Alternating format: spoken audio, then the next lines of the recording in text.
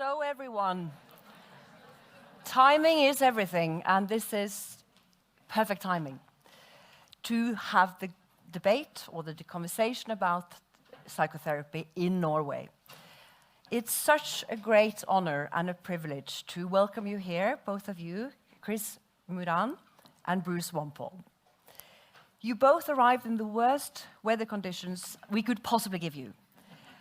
But the tickets to this event were sold out in the beautiful days of the lovely Norwegian summer 6 months ago. This is telling of something of a phenomenon, I think. In 10 hours, 200 tickets were gone. So people have taken, you fine people, have taken a great interest in this conversation and hearing the two of you discuss psychotherapy. And we are also live streaming now. I'm so thankful that you immediately said yes to my invitation and that we could kill 2 birds in 1 stone because you are in the country to participate in this event and also because of the doctoral defense of Ingvild Finsrud, who is here tomorrow. This is part of her rehearsal to discuss change mechanisms in psychotherapy tomorrow morning at the Department of Psychology. I'll briefly introduce both of you, even if very many of you will know you well. We'll have a 60-minute conversation, maybe not so much of a debate. Maybe you will spark a debate afterwards, the audience, because we'll have 20 to 25 minutes of discussion or questions from the audience. And you're very welcome to use the microphone and ask these 2 fine people, whatever is on your mind. So, introduction, Bruce Wampold.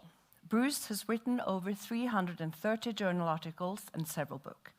But he's been very kind to us. He's summarized his main ideas in 1 particular book. And that is The Great Psychotherapy Debate, which of course inspired the title of this event, The Evidence for What Makes Psychotherapy Work. This is a truly groundbreaking and I would say paradigm-shifting work, which is a very compelling or convincing argument in favor of a contextual model of psychotherapy rather than a medical model of psychotherapy. And many of you have read it. If not, you should. It's a must-read.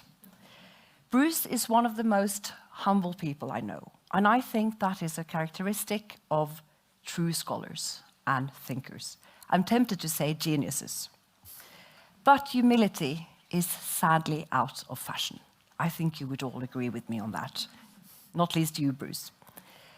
Bruce Wampold received his PhD in counseling psychology from the University of California, Santa Barbara.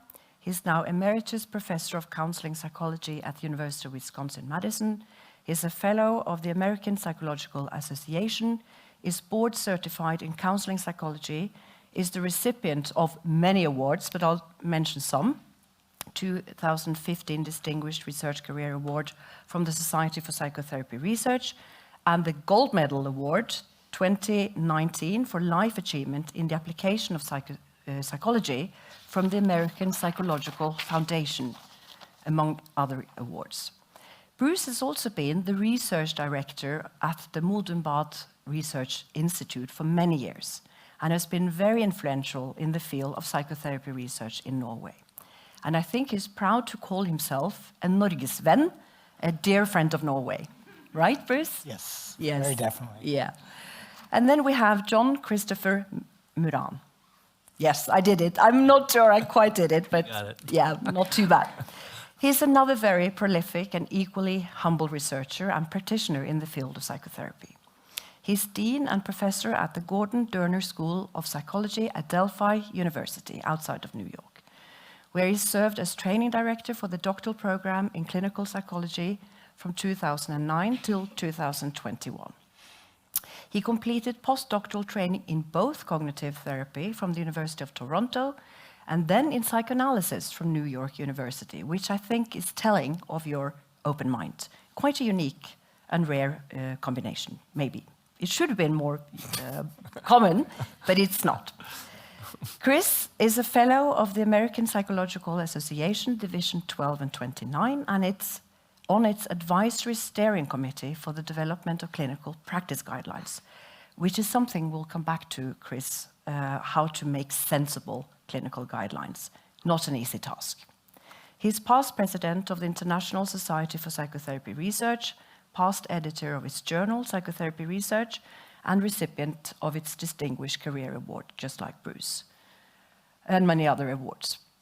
Since 1990, Chris Muran has been principal investigator of the psychotherapy research program at Beth Israel Medical Center, now Mount Sinai, Beth Israel, which has been funded by grant awards from the National Institute of Mental Health.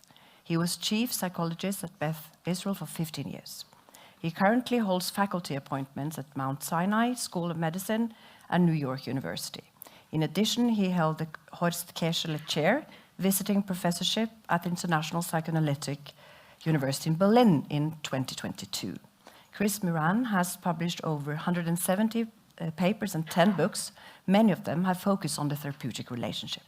Chris says about himself, "I have fashioned myself as more of a bricklayer than a city planner," which I think speaks to his humility. He's conducted clinical trials looking at treatment level and session level changes with an eye toward in-session processes. More specifically, on the granularity of alliance rupture repair. Please welcome these two fine people.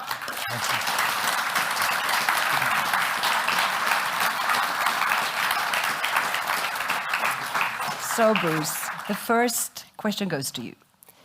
A very short context. In Norway, we've debated heavily whether psychotherapy works on the whole, with one prominent camp arguing that psychotherapy has a weak or, say, small effect, with an effect size of 0.2 and a numbers needed to treat of 7. These are the numbers they present to us.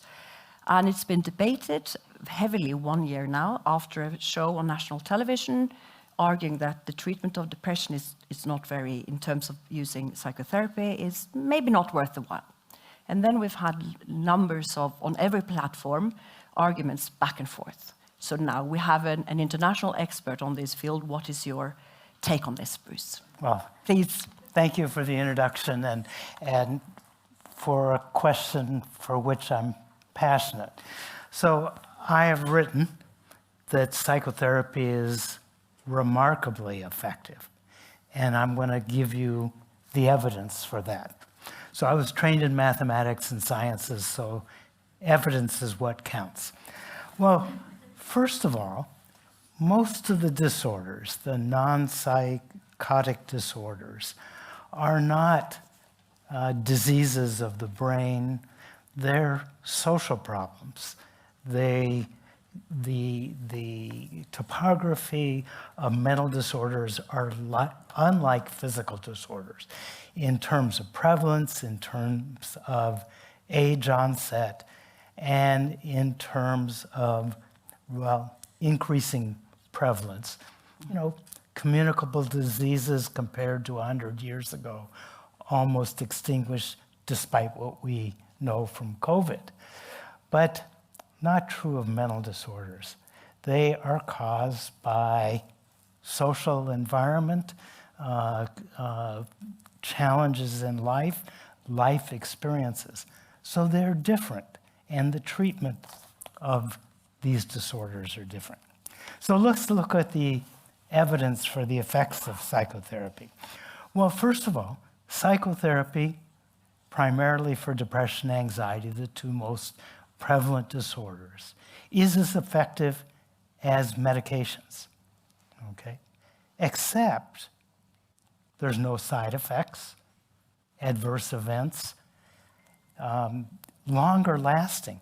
When people finish a course of psychotherapy, the recovery rate is much greater, or the relapse rate, I should say, is much less than it is for medications. So antidepressants are withdrawn, people relapse, okay? So, in addition, psychotherapy over the life course, each episode of psychotherapy equally effective. Not true of antidepressant medication, for instance, okay?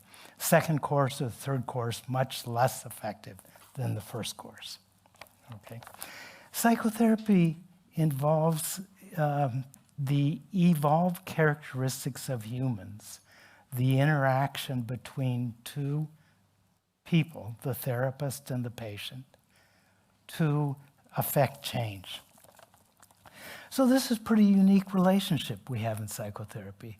The promise of the therapist is that no matter what you tell me, with some exceptions, I'll be here for you the next session in an empathic, understanding, and trustworthy way.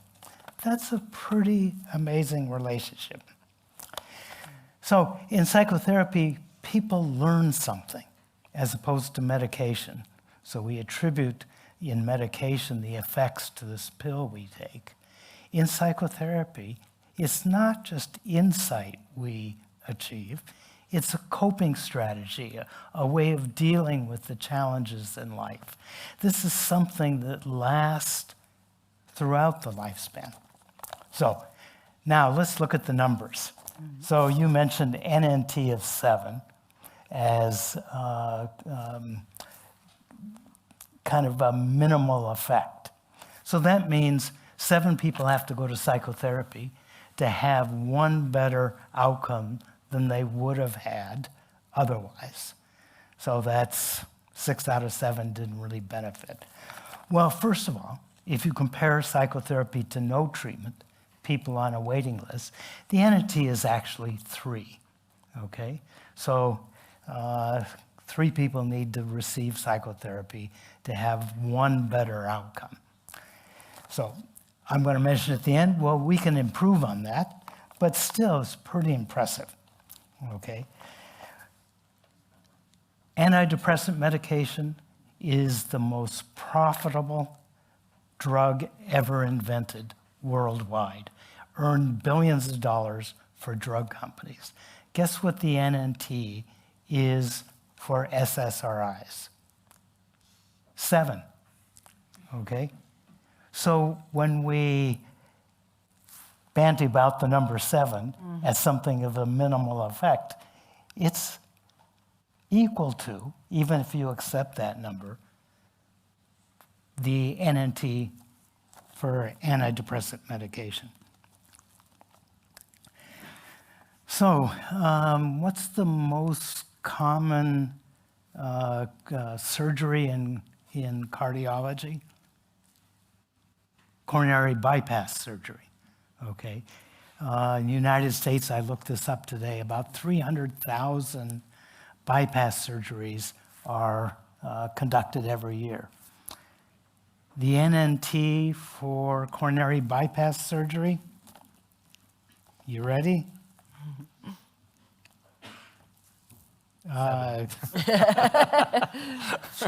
Just to get on the edge of your seat, 25. Okay, 25 people need to get bypass surgery to prevent 1 death in 10 years. So 96% of people, in terms of mortality, receive no benefit. The NNT for non-fatal cardiac events is 12. So only about 8% are helped, okay? Well, bypass surgery is dangerous because 1 in 83 die from the surgery. 1 in 3 have some cognitive decline. Yet here's a readily accepted medical practice with numbers that don't even come close to psychotherapy. So I think as therapists, as trainers of therapists, as patients, we all have anecdotes of where psychotherapy changed somebody's life. So, of course, there's room for improvement, but this idea that psychotherapy is minimally effective just does not comport with the evidence. It's remarkably effective. Yes, that's important to get across, because here now it's been so much debated that people think, well, it's no point seeing a psychotherapist for my depression or anxiety, or anything that is difficult in life or even more serious disorders, but you have a very different conclusion.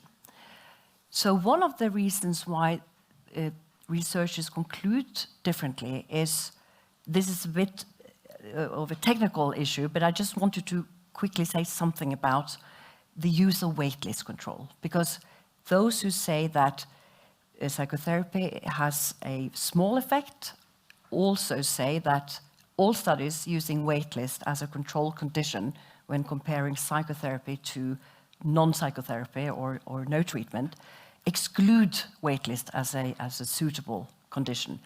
What do you say to that? Is waitlist suitable? Is it a nocebo? And could you explain what that is? Well, actually, it's really interesting because people on a wait list improve. Okay, it's been shown in clinical trials that while they're on the wait list, they improve. Not surprising because you're being offered a treatment not immediately, but it's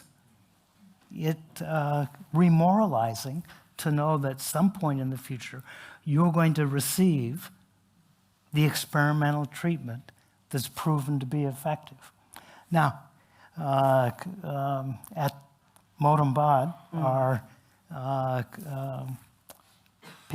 former PhD student, Andreas Hoos-Mulligan, has shown in an article that was just published in Psychotherapy and Psychosomatics that people fairly dramatically improve while on the wait list at the hospital, at Modum Bad Psychiatric Center.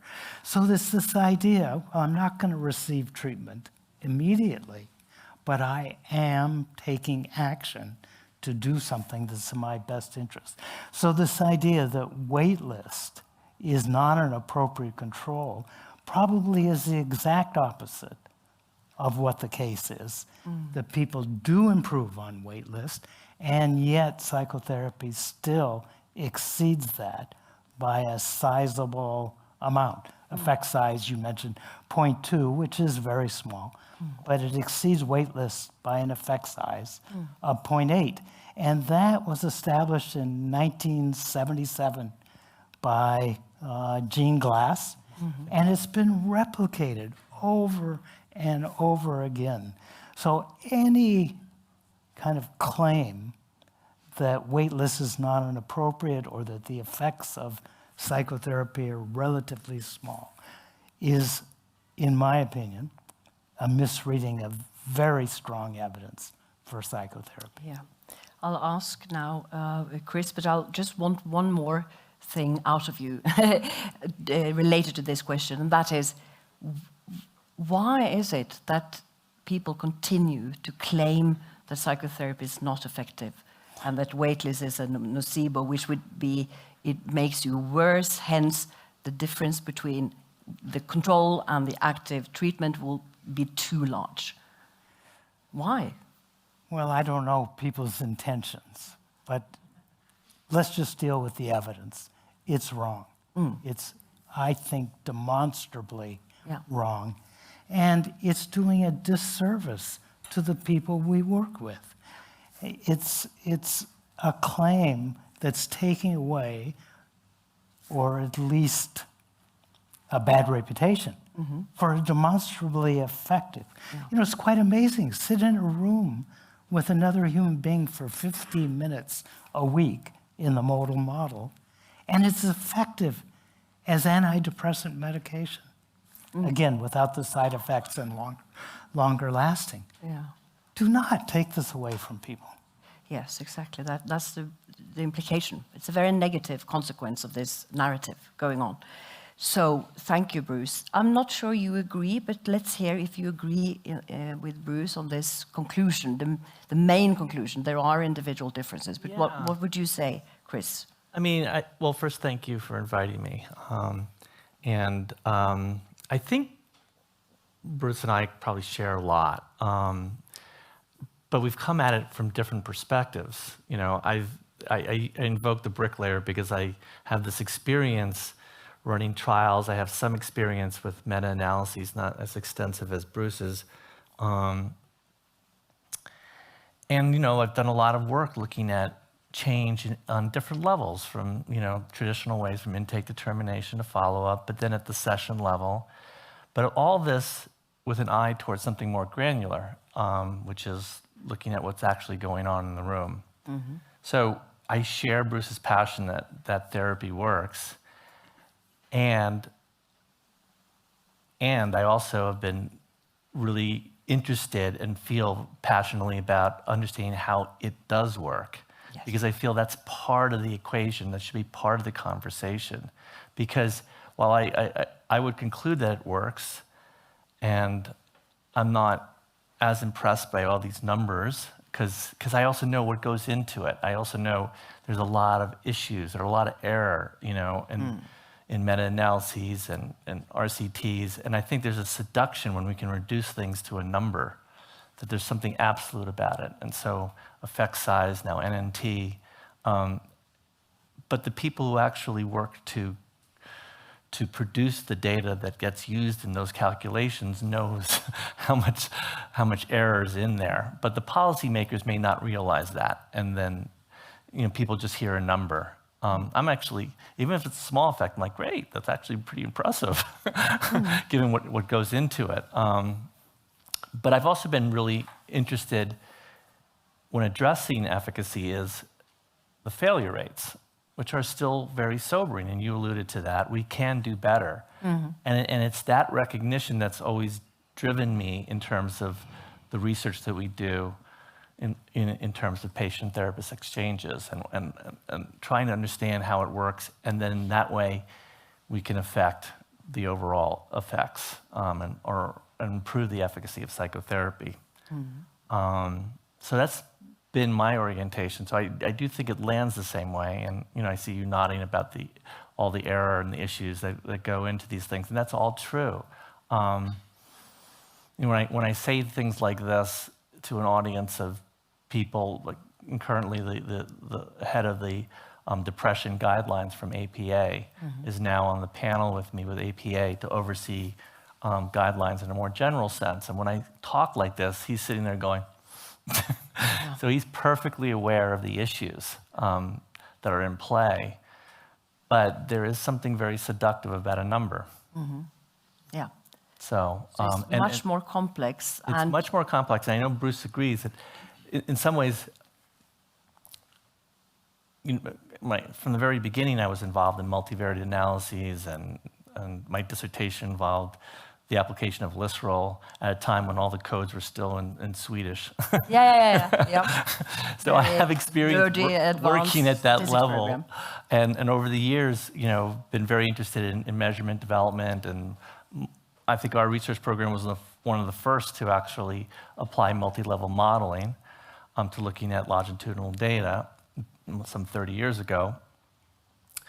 But that was always with an eye towards setting things up so we could look at what's actually going on, helping identify critical sessions, but making sure those critical sessions are related to overall outcome in some way. And critical sessions means when something important Well, happens. in our case, we were very interested in the alliance and ruptures in the alliance. But I know you're going to ask more about change processes, so do you want me to Yeah, speak I more would want generally you to, first? because since we now have established that on the whole, with individual variation, psychotherapy works, we have reason to believe that, and then we can start with the interesting questions. How does it work, and how to improve it? Is it room for improvement? What do you think what does the evidence show us in terms of what works? Well, there have been a lot of really formative efforts to try to organize the research data about what are the critical change processes, principles of change, common factors, now the change mechanisms, which has a more mathematical reference now, because it's really about causality when you talk about change mechanism and change processes. A lot of that's been built up on correlational predictive work. So there are a lot of ways to organize the evidence, but there is a lot of evidence to suggest, for example, that emotional experience, emotional regulation is important. Self and other understanding is important. Self-efficacy, including self-assertion, is important. That's just one way to categorize the data. There are other ways to do it. And then there are all these therapist strategies or principles that therapists can apply to facilitate those. And then, of course, from my view, the relationship and the alliance has everything to do with all those things. But the relationship for me is not just something that sets the condition for these things, but it actually, in the therapeutic relationship, there's this opportunity to develop certain skills with regard to expressing emotion, with regard to regulating your emotion, with regard to be more aware of yourself, be more aware of another person, the whole idea of mentalization. That all happens in therapy. So therapy is not just this platform, the relationship's not just some platform, but it's actually, if you want to go skills-oriented, which the behavioral tradition tends to do, you can really talk about the therapeutic relationship as a skills-oriented enterprise. So that's how I would think about it in a general sense. And there are a number of really significant, Bruce's contribution, Marv Goldfried and Louis Castonguay with their principles of change. That work across different therapeutic methods, right? They're very similar, but I'm still curious to how they're different. That's a great conversation. Stay tuned for tomorrow. Yes.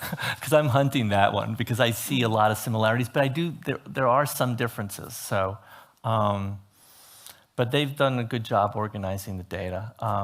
Norcross, with Bruce's help, also has organized that data with regard to relationship factors. And now there's this notion of change mechanism, which has a new definition for the last 15, 20 years. In the 90s, we used change mechanisms and alternatively with change processes, and I certainly did. But then about 20 years ago, Alan Kasdan suggested that mechanisms should really be associated with causality and suggested mathematical efforts in that regard and mediational analyses. So change mechanism has its sort of unique status now. And now it's also pushing the field to go beyond prediction, to actually look at causality. And so now you're seeing a lot of these variables being reviewed and then analyzed with this in mind. And that data are beginning to sort of accumulate, which is exciting. Mm-hmm. But on one hand, I'm kind of agnostic. I mean, because I'm skeptical about all the data. Mm-hmm. But I'm also very optimistic, and I'm a bricklayer, so I know I can build this building if we keep going. And there's a lot of encouragement. The evidence that we do have is very encouraging. But what is your skepticism about? Well, I don't think we're there yet. I think there's so much error still in play. So I think it's still important to do meta-analyses and to demonstrate this. And so I think Bruce has fought a really good fight. But we still need to build at the micro level, and because we know the issues in play with RCTs and meta-analyses, we got to do better. And Don't tell us anything about what works and how to actually go about it. I think we can also be more creative. I do think RCTs, for example, it's a gold standard, but are there other ways that we can look at causality and efficacy? And there are other creative ways to look at causality with experimental designs, looking at change processes. I think that there are.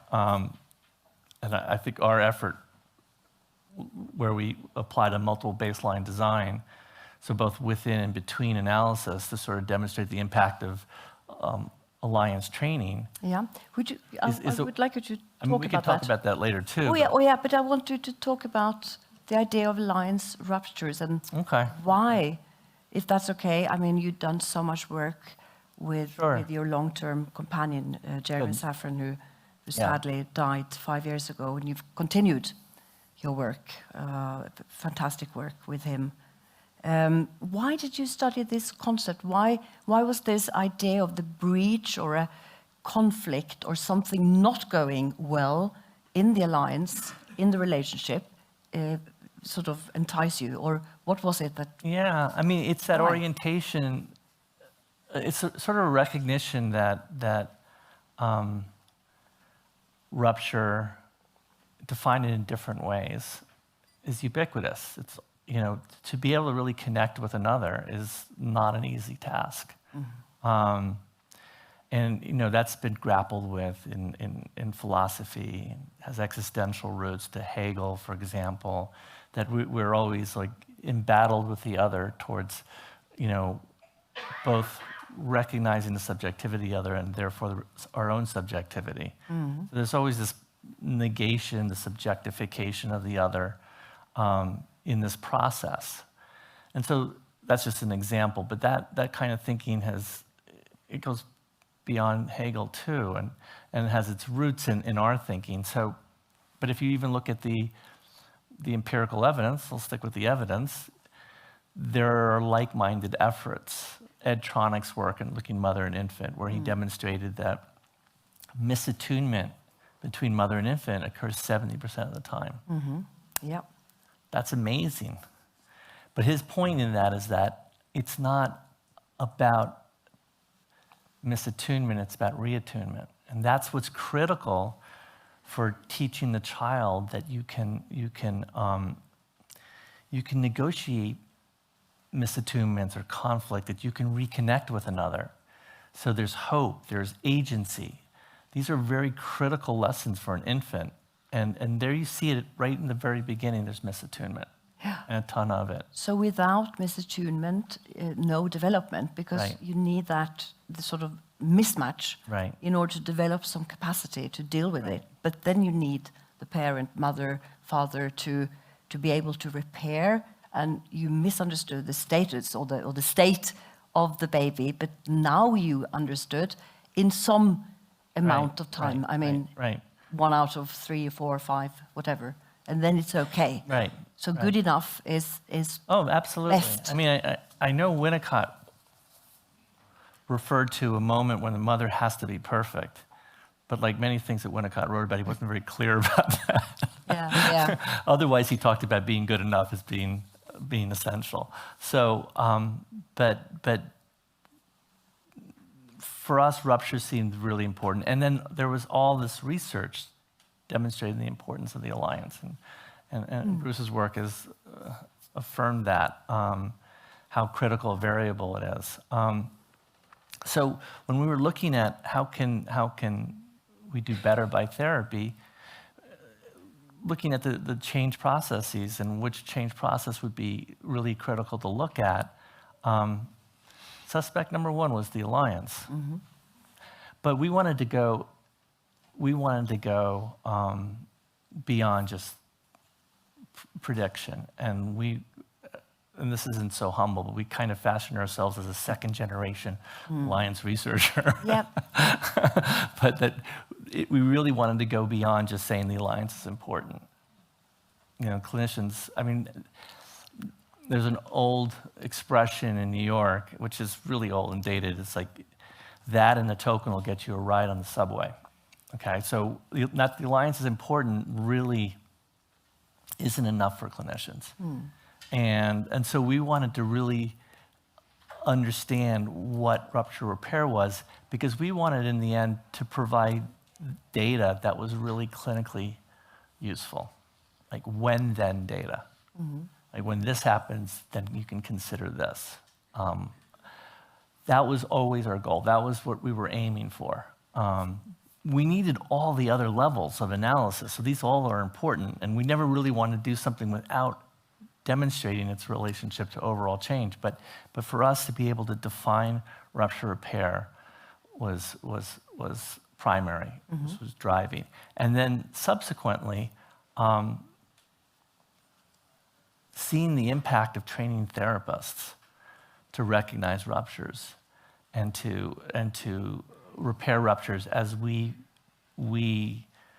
defined repair. And So what is a rupture? What could it be? What could it look like in therapeutic work? I mean, ultimately, that's a big discussion. And actually, first and foremost, I've been doing this for over 30 years, and I don't want to pretend that I absolutely know what a rupture is.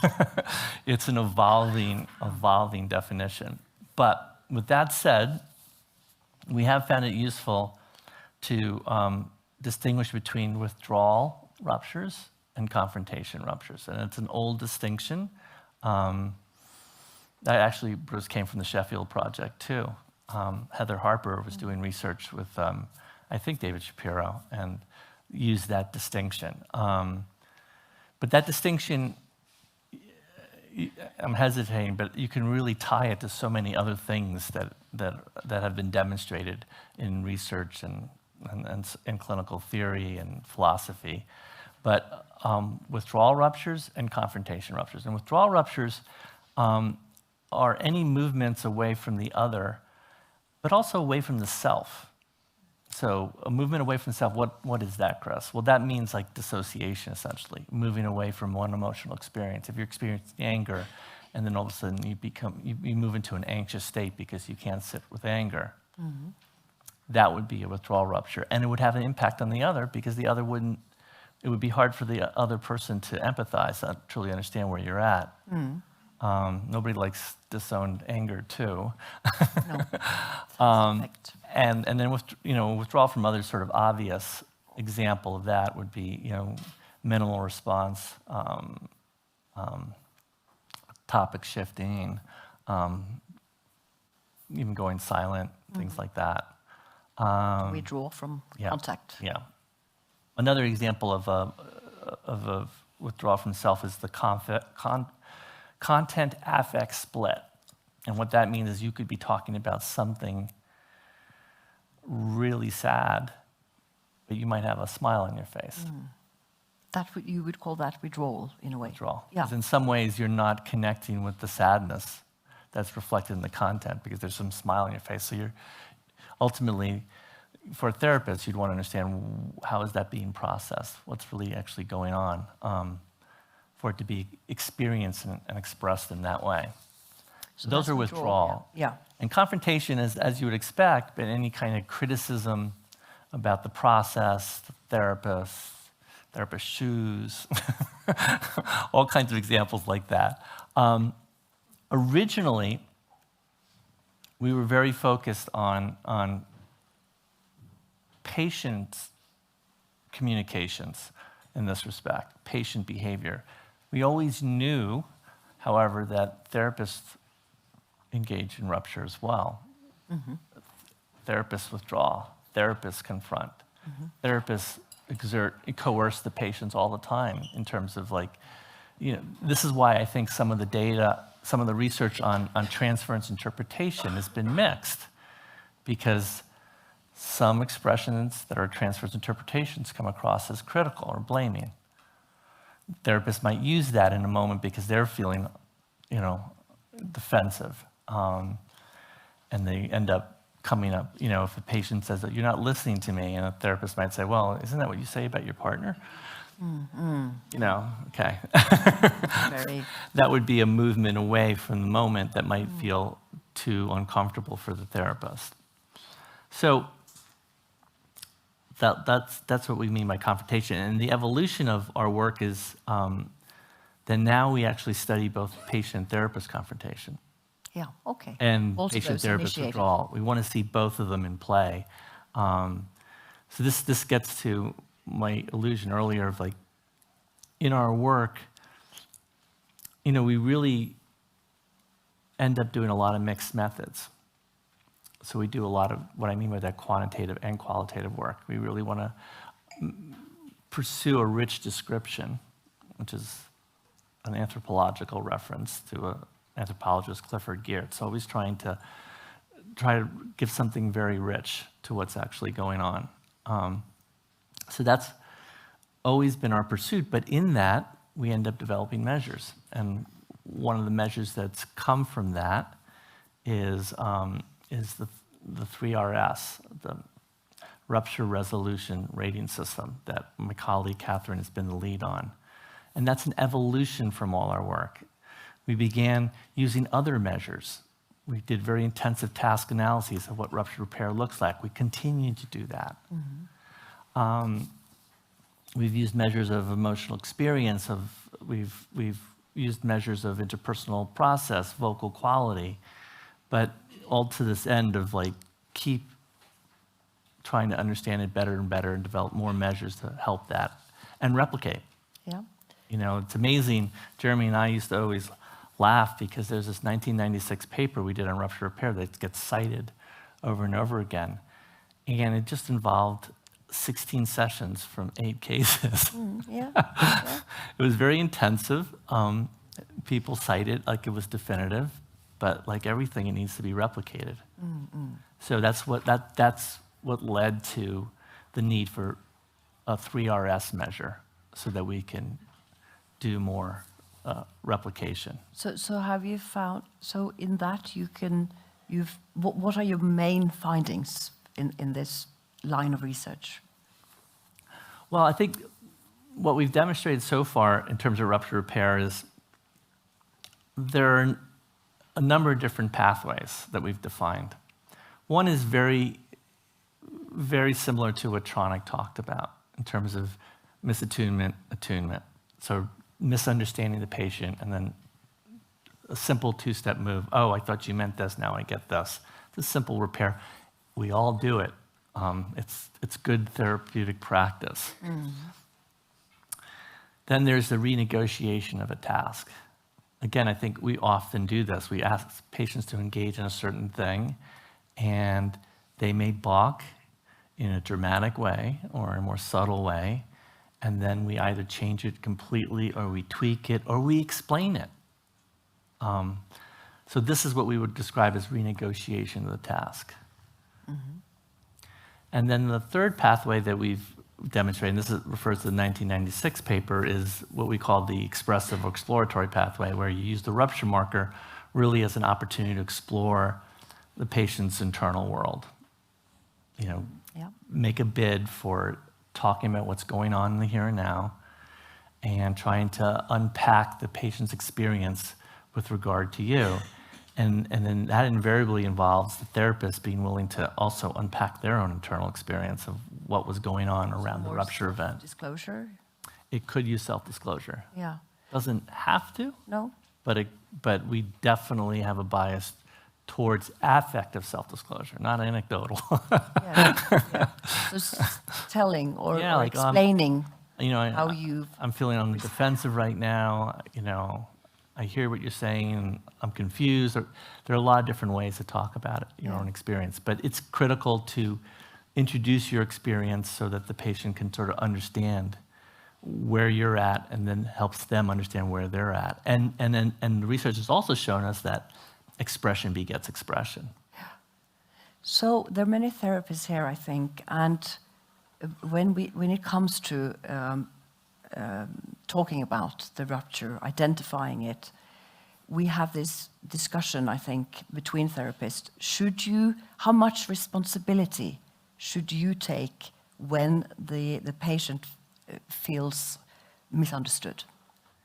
Some models would say we have a radical responsibility. We should always be responsible, especially, of course, for bringing it up, identifying it and acknowledging it, but also maybe some would say, also to say, I did something wrong, I shouldn't have done that, I understand you feel so-and-so and that you... What is your take on that? Others would sort of use it as a starting point to dig into whatever happened in the patient. Well, so this is actually a really great question because, you know, we've always had this ambition to develop things that would be meta-therapeutic, that anyone from any orientation or with any epistemology would be able to embrace in some way. It's particularly the last pathway I talked about. But I do realize there's an important epistemological issue here, you know, in terms of responsibility. And my position is that nothing occurs in a vacuum. yes, there are projections, there are transferences, there are, strong pulls, but they don't happen in a vacuum. They're to invoke Bruce's passion for context, it happens in a context, in a relationship. And so my position would be that the therapist is in this. I think it's arbitrary to say whose fault it is. It's not anyone's fault, because it's arbitrary where you punctuate a sequence of things. But to say the therapist has nothing to do with it is I think, unfair. I think you can't go that way. So, and I wouldn't necessarily argue for apologizing, because that's kind of besides the point. And sometimes if you do that prematurely, you diffuse and you lose an opportunity to explore what's actually going on. So I think, sometimes apologies are important, but and sometimes people have interpreted, like in the OQ, they have a clinical support tool. And Mike Lambert said they have 12 bullets on what to do if your alliance is marked as subpar. And Bruce said, I took all those bullets from your 2000 book, except for one, which was like apologize. Okay, yeah. I'm not so much in favor of that. Yeah, I think that would be, it depends. It depends. I just wouldn't have it as a bullet. But use it as a point of exploration rather than sort of repair it instantly and maybe lose all the potential in it. I think the important thing, and this comes back to humility also, is that be curious, like what happened? What just happened between us? And open to discovering something new about yourself. What's always been formative to me, today we talk about identities and multiplicity, but that's been a long-standing concern of the interpersonal tradition. They've always conceptualized the person as made of many selves, many different identities, and that invariably the uniqueness of one person in relation to the other has to lead to rupture and collision. So everyone, I know in our country, in some circles, snowflake has become a pejorative term, but everyone is it's a unique constellation. So everyone is a snowflake. And invariably, when you get into relationships, you're going to collide. And that's another way of thinking about rupture is inevitable. But the other implication of that is, in that collision, the potential for self-awareness, the potential for agency and communion, to seeing how you author your experience is huge. But for the therapist too. The therapist, there's this long-standing notion in the interpersonal tradition, and Erwin Singer wrote about this in the 60s, that in any therapeutic enterprise, the therapist, I think Eric Fromm wrote about this as well, must have the courage to change as well. To expand his or her awareness of themselves in relation to the patient. Yes, okay, let's hear what Bruce has to say. Thank you, Chris, very interesting. We could go on and on, but let's hear about your view on we need to discuss the debate, the common factors versus specific ingredients or therapeutic methods, interventions. We also need to go through, maybe quite quickly, are there differences between methods in terms of effectiveness in treating mental health problems? Yeah, well, great question. Let's start with the common factors versus specific ingredients, because that's he discussed both, I think, maybe. Yeah. It's kind of always presented as a dichotomy. Is it the common factors, relationship, alliance, attunement, collaboration, however you want to talk about that? Or is it the specific treatment modality? Well, I hate to kind of disappoint maybe, but it's both. They work together.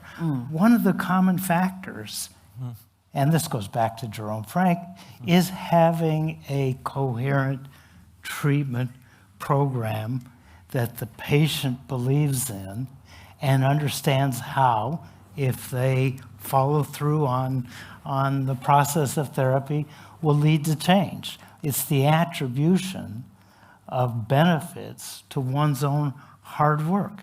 Well, that's a common factor in that all treatments do that, but it's a specific treatment modality. We're doing something in therapy.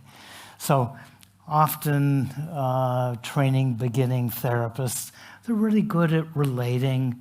They're trustworthy, they're empathic, they're kind. And about the second or third session, the patient looks up, when are we going to do something? Because I have this problem, I want to work towards a solution. And that's the specific ingredients.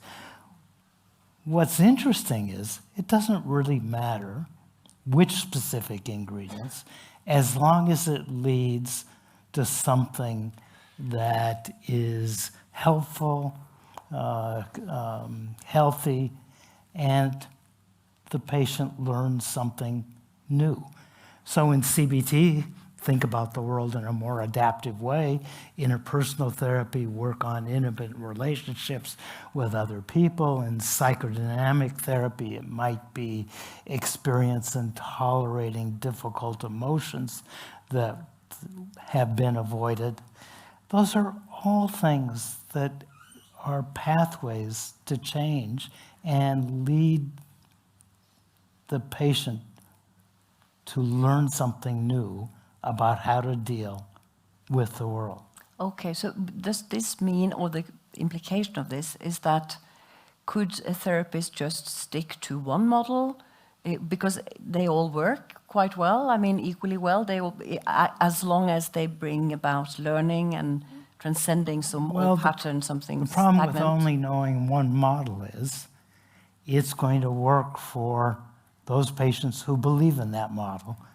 But as Chris said, we have multiple identities. People have multiple ways to think about their disorder. They have different personalities.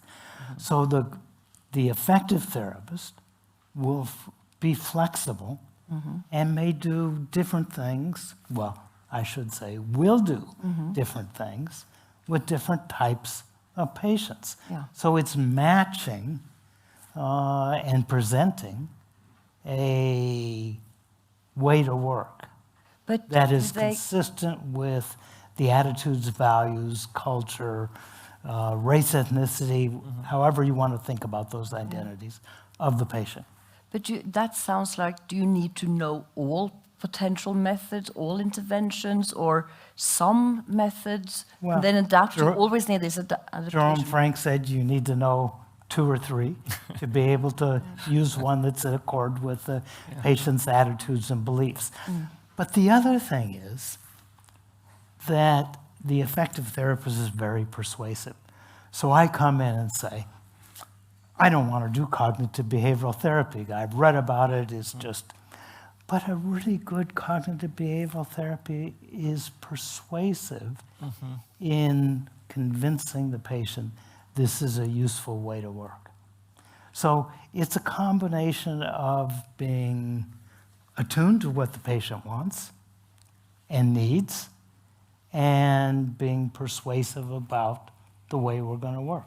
What about being open to what the patient needs? Well, of course, you have to be. Yeah. It's just, I just needed to say that. Yeah. What is So- your, Well, Helene, I really dislike therapists who in the first session, this is the way I work, because you haven't listened to what the patient has to say, how they understand their problem. Sometimes what do we you call think? this. I was going to tell a Sorry. story, but before I say that, I mean, you have to have this fundamental, we'll call it humility or insecurity that you really don't know, and that you're trying to help and that's what helps with the matching process. But you mentioned how I had these 2 training experiences, and I had this very funny anecdote that I sometimes talk about, where this is late 1990s, and I'm on the phone with a patient who I'd been seeing for maybe 3 years, who was just complaining about, can't remember exactly what she was complaining about, but she was in great distress, and I was feeling, somewhat helpless in terms of helping her, and so we get off the phone, and then I get buzzed in. In those days, we used the phone more than I just realized that. I get buzzed in, and the administrative assistant said, "Oh, there's somebody who's been trying to reach you." So she patches the person in, and the person says, "Oh, Chris, this is blah, blah, blah, blah. You worked with me 10 years ago at the Clark Institute in Toronto, where I was being trained to do cognitive therapy. They were very strict 20-session protocols. And I really believed in what I was doing." So this gets to the persuasive point you're making. He called me to let me know that I'm one of the 3 most influential people in his life. And I just thought it was very funny, the juxtaposition between talking to this other person, where I felt like 10 years later, I had a much more complex and sophisticated approach to therapy. And yet, 10 years ago, I had this impact on the person. And I know for sure I believed in what I was doing. Yeah. And so that becomes part of, I think, what Bruce is alluding to in terms of the persuasion. We need some. Well, Chris, implicit. I think the therapist's belief in the treatment is obviously important. Yep. You want a therapist who thinks what they're doing will be effective. Right. Many therapists are probably overconfident about that. But what's really important is the patient belief that what we're going to do in therapy will be effective. And that is... But we don't know the interplay of that. We don't know how much the contagion of your passion. Like when you started today, you were very passionate, and I was like, yes. There's a contagion that goes on too. But Chris, Copper of suggestion. the way we explain the treatment we're going to do is a skill that can be learned. So it's not some magical kind of aura, charisma that the therapist has. And I've watched multiple videotapes of therapists explaining what we will do in therapy.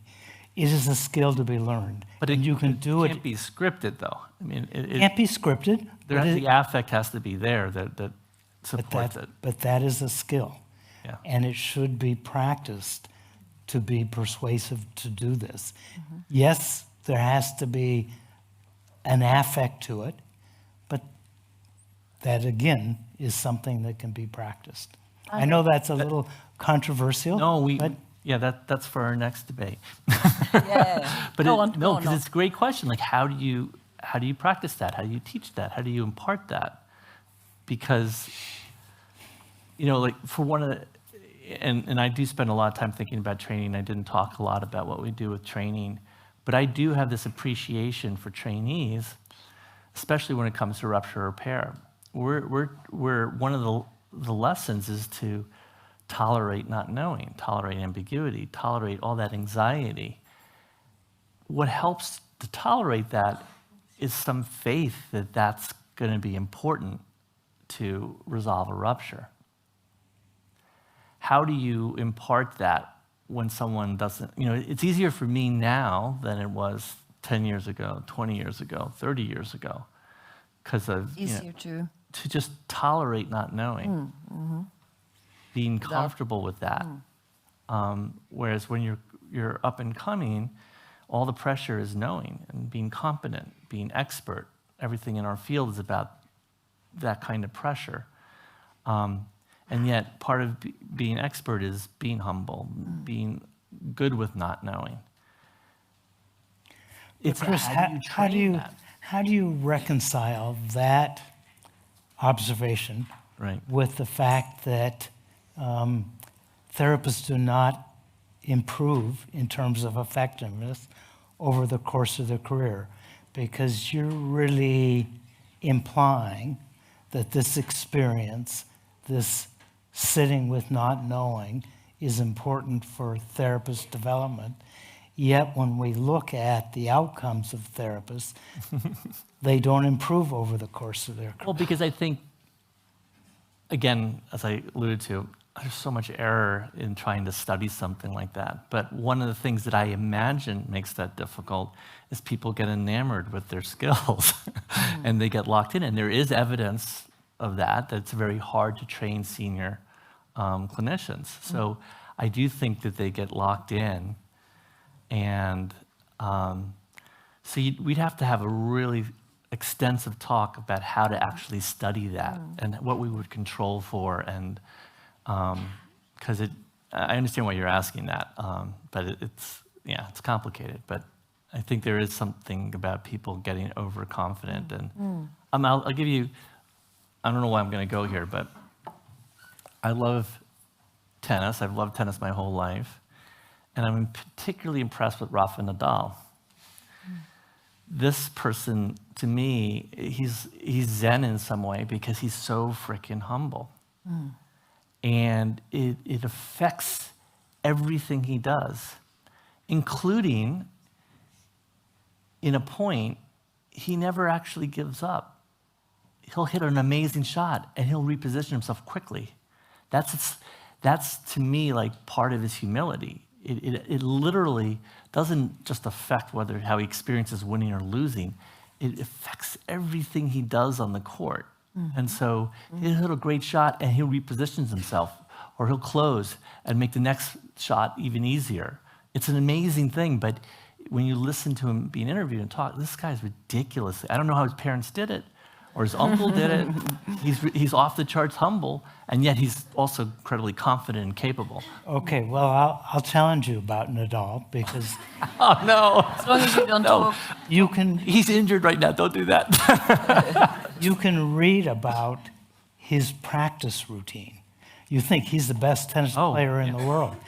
And in his day off at Wimbledon, he's practicing serves to every part of the court, But why? returns, with a coach who's giving him specific feedback Right. how to improve.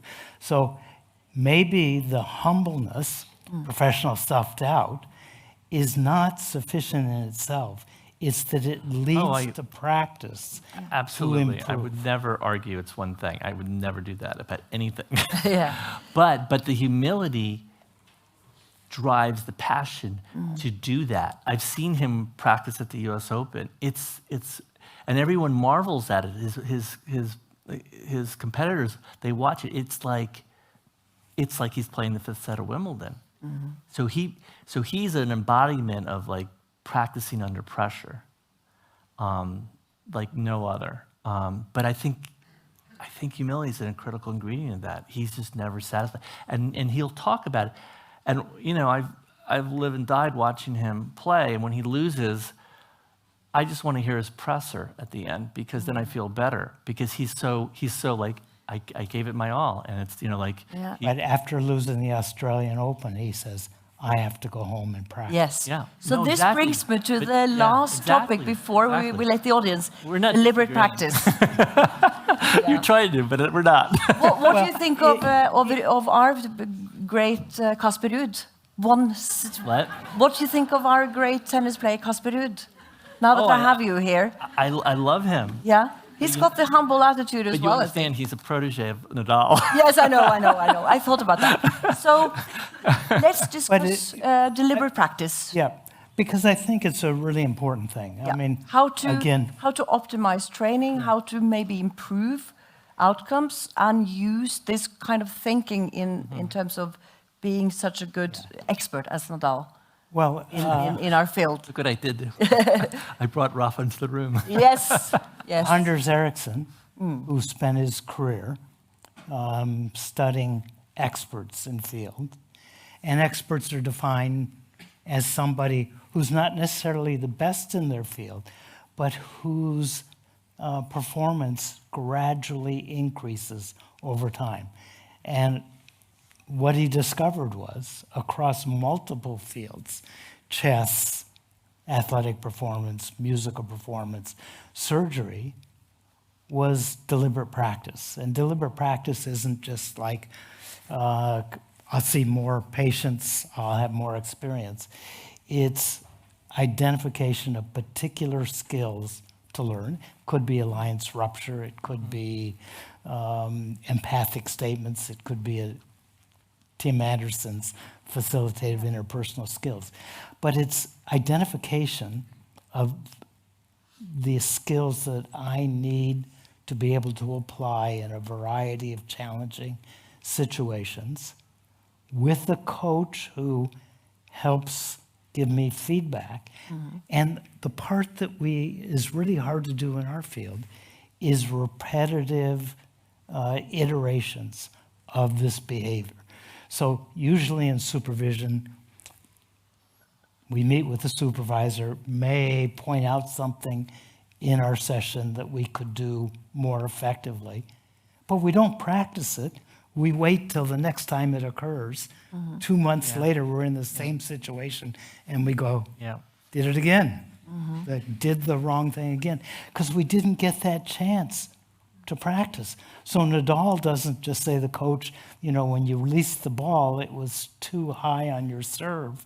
Next time you play, do it a little lower. No, we're going to go out there and do it over and over again until it's automatic. Okay. So we don't do that in therapy. No, and I mean, I'm totally with Bruce.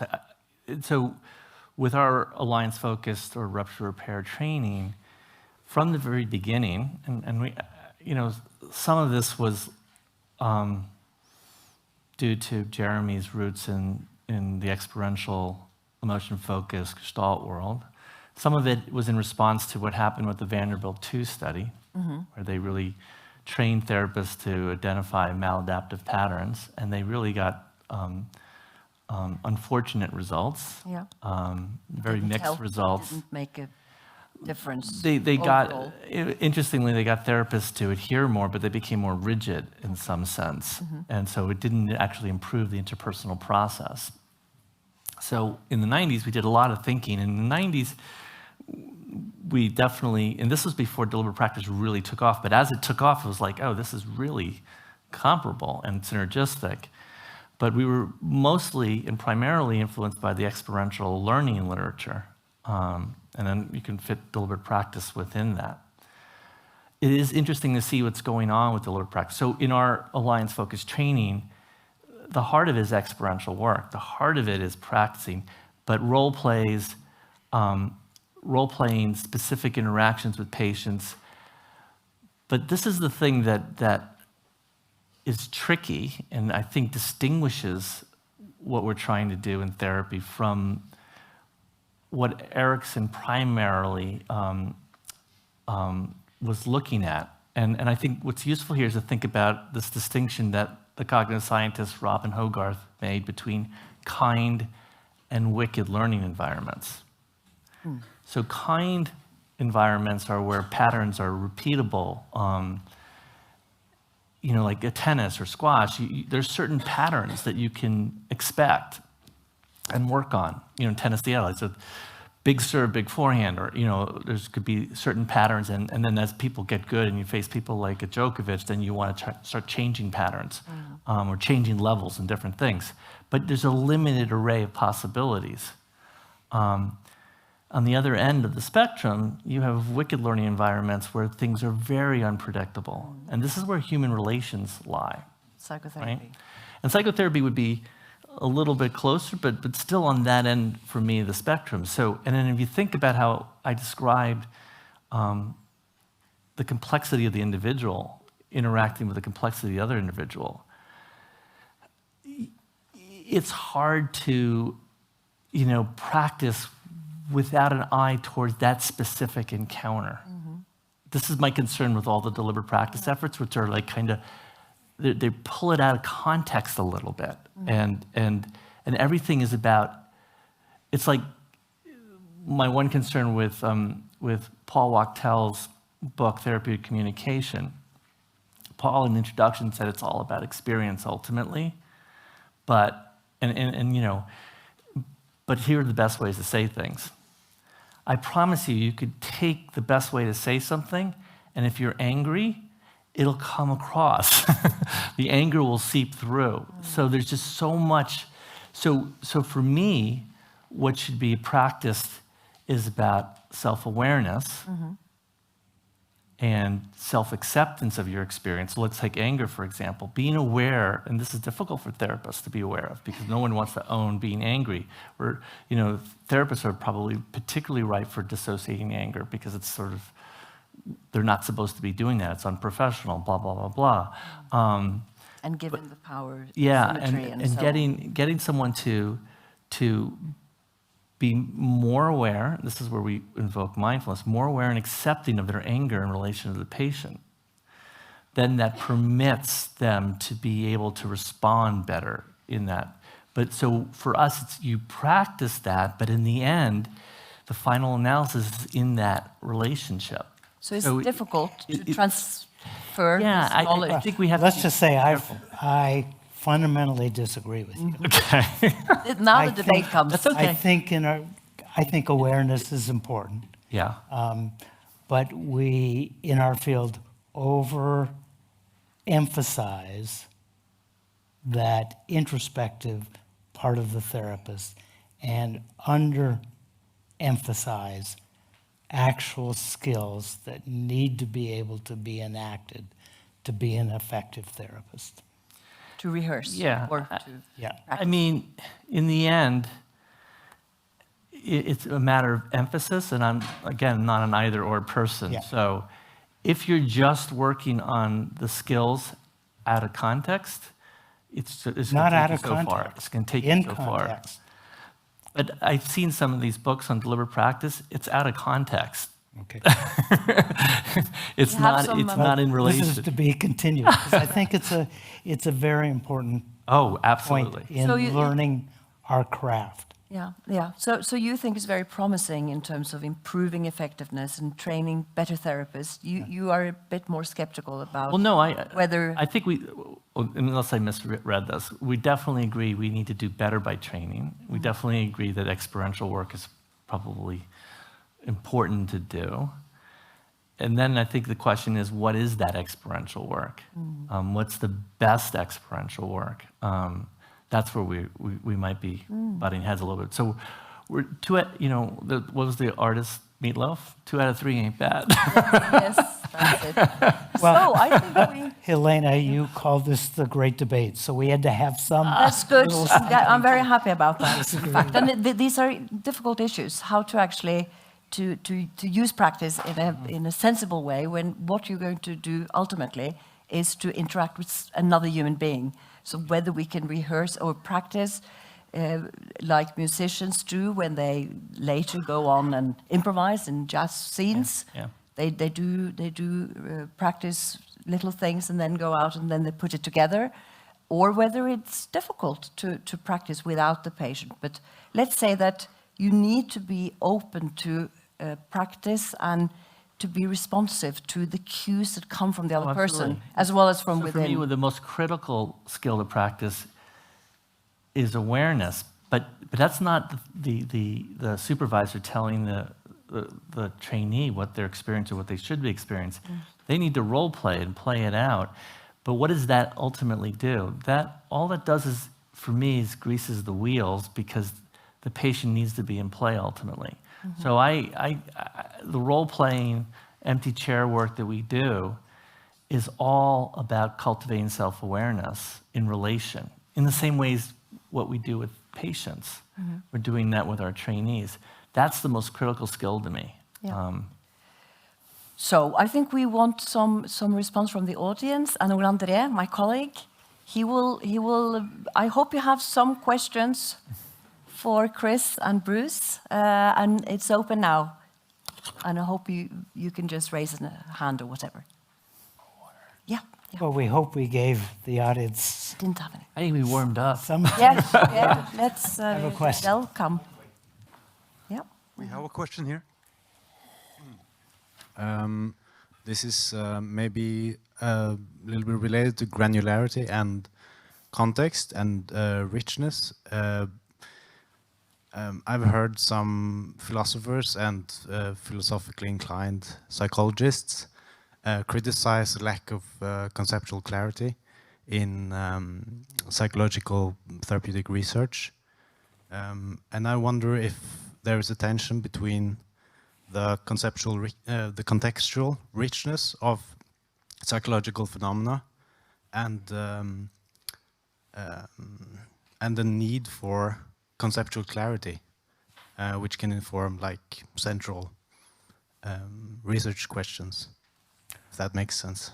Well, we are a field that has poorly defined much of what we research, and we recycle concepts. One of my examples is Peter Fonagy's mentalization.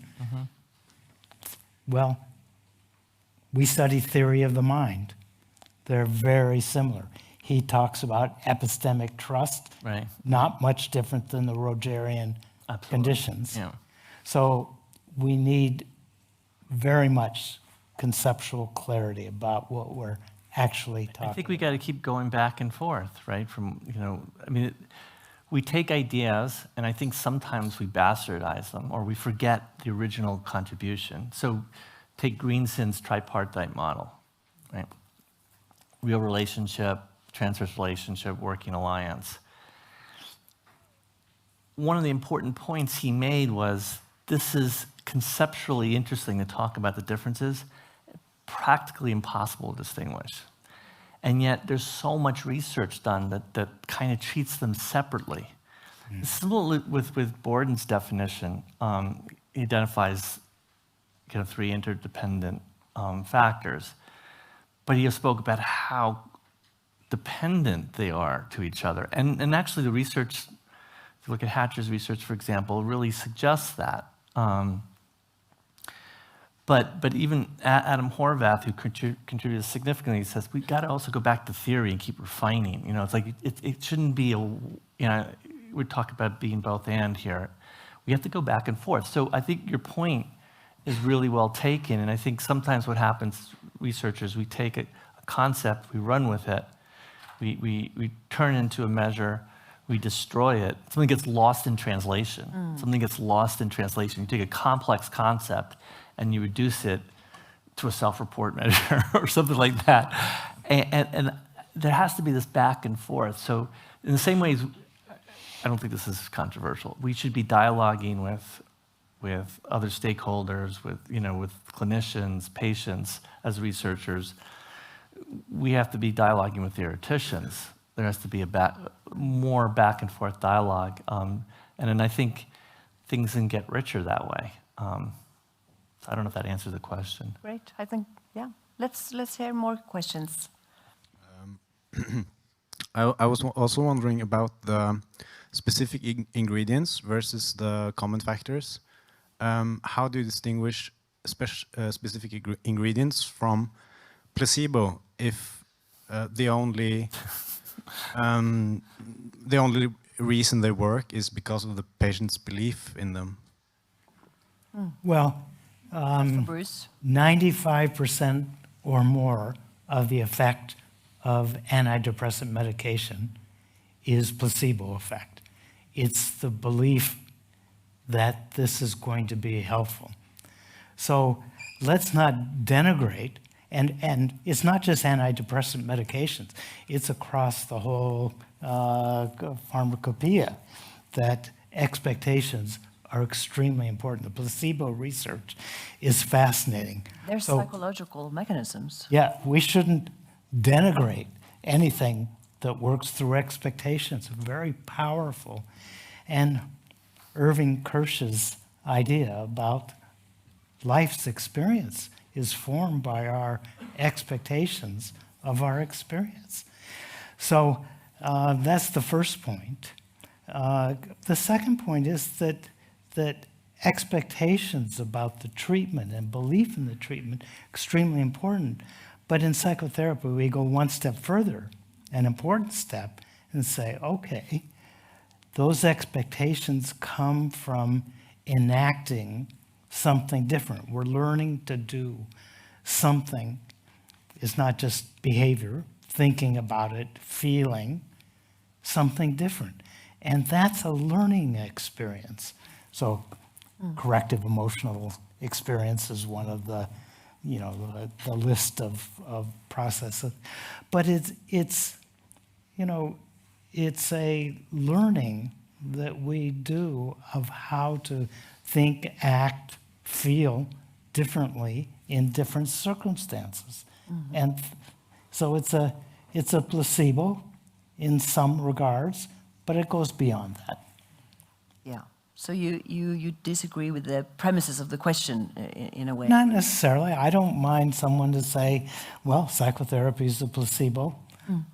Does it really matter what we call it if people benefit from it? But your argument is complex. Like it's not just expectations. All these other things. That's I think what's unique about.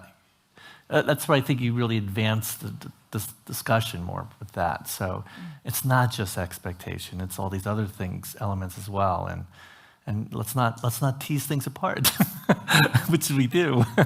Well, once we believe that this treatment will be effective, Right. and it's not just something that gets done to me, Right. I have to be an active participant in it. Right. And we know the attribution of the benefits of any activity to one's own hard work makes it longer lasting. Right. So, yes, it's not just the expectation that this treatment will be effective, but it's the belief that if I work hard to overcome these difficulties and I learn something in the process, this will be of a relatively long-lasting effect. So, Chris, you said, use the word failures and failures. So let's say the NNT of psychotherapy is 3. Right. That means 2 out of 3 people didn't do any better than they would have. That doesn't mean They did not have. they did not have psychotherapy. That doesn't mean that it's a failure in the sense that they got worse or that something averse happened, because many mental disorders remit on their own. So the 2 out of 3 is not a failure necessarily, where we think about a failure in coronary bypass surgery is death or cognitive decline. So I wouldn't disagree. I'm not disagreeing with you on that. But what about deterioration? How do you think about that? Like Lambert's efforts from Alan Bergen. There's never been a demonstration that's any psychotherapy. Now, prevention programs are different, but any psychotherapy has resulted on average in deterioration. Now, deterioration is an interesting thing because there's a natural course of the disorder, okay? Right. So you have a very difficult patient, suicidal, trauma history, and to keep them out of the hospital may not be dramatic improvement. Right. And if you do some kind of symptom measure, you might actually see stability or a little decline, but you've kept them out of the hospital. Yeah. No, Or alive. The alternative without therapy is they killed themselves. Yeah. So you can't just look at that data and say there's deterioration. Also, I remember when I was a postdoc, we had this phenomenon where it was a cognitive therapy unit, so they were applying the dysfunctional attitudes scale. And ultimately, they didn't use it as an outcome measure because after 20 sessions, patients became so much more aware of their dysfunctional attitudes. They just started endorsing more at the end. So, see, these are some of the complexities of that. So, point well taken. Yeah. Should we have 1 or 2 more questions? Yes? It's very interesting to listen to all of you, so I want to thank you first. And my question is about client expectations. You both talked about it. Could you reflect a bit on context for expectations and just take 3 examples? A child, of 12 who's in treatment because his parents told him to, a man in his 20s who's in treatment because the court told him to, and a woman in her 40s, well-educated, who is there because she wanted to. How would you sort of, from a clinical perspective, address those expectations differently or similarly? I'm not quite sure I get this, but you know, expectations are often, if you look at the scale, I believe this treatment is going to be effective. But the actual expectations are much more complex than that. So again, it's the expectation that if I participate in this process, I will make some progress towards my goal, whatever that might be. So it isn't just, I'm going to be better. It's a very specific... Sorry. If you're in treatment because your parent tells you to, or you need to by the court... Mandated. Okay, good. What happens to are the effect mandated, of yeah. expectation then? I think, Christer... Well, we know from the placebo literature that the placebo effect is going to be largest if you feel distress and are seeking a reduction in that distress. So the mandated patient, whether it's by the courts or by the parents, makes it very difficult, okay, because there isn't a desire to reduce distress. Mm-hmm. So in John Norcross's pre-contemplative stage. Right. But you want to say more? You mean Prochaska's? Well, yeah, Prochaska and Norcross. Okay, because that was one thing that, but you want to say more about that? Yeah, but again, I didn't want to cut you off. the skill of a therapist. I mean, Bill Miller spent his career working with people who are not motivated to change, primarily addictions. But it's this idea about developing motivation. Right. And so to ask somebody who's mandated, what's your expectation for change, is an absurd question, because they don't really want to change. Yeah. But there's the opportunity there. Yeah. That they have some motivation to do something different in their life because they're feeling that distress. So I know we don't have a lot of time, so I'm not going to do this justice, but the lenses that came to mind were the motivational interviewing, because, you know, right away you're talking about, I don't think ambivalence even is the right word for it, but something like the person's really doesn't want to be there. Rupture comes to mind too. So what do we do? What does Bill Miller recommend? And there's a lot of overlap. You know, people use different terms: expectation, motivation, rupture, but there's a lot of overlap. And so, yeah, from my point of view, you have to try to get right at it and make it transparent and try to like engage the other to sort of, what are we going to do about this in some sense? Your task from my vantage point as an alliance is to build an alliance. How do you build an alliance with someone who's been mandated? It's a great question, and there's no way to do it justice. Well, the alliance's agreement about goals. Right. If you don't have goals, you don't have any motivation to change. there might be some goals which are not necessarily you have to find, similar to the parents. What again, you're going to rely on, it's not easy. You need an alliance to work. Yeah.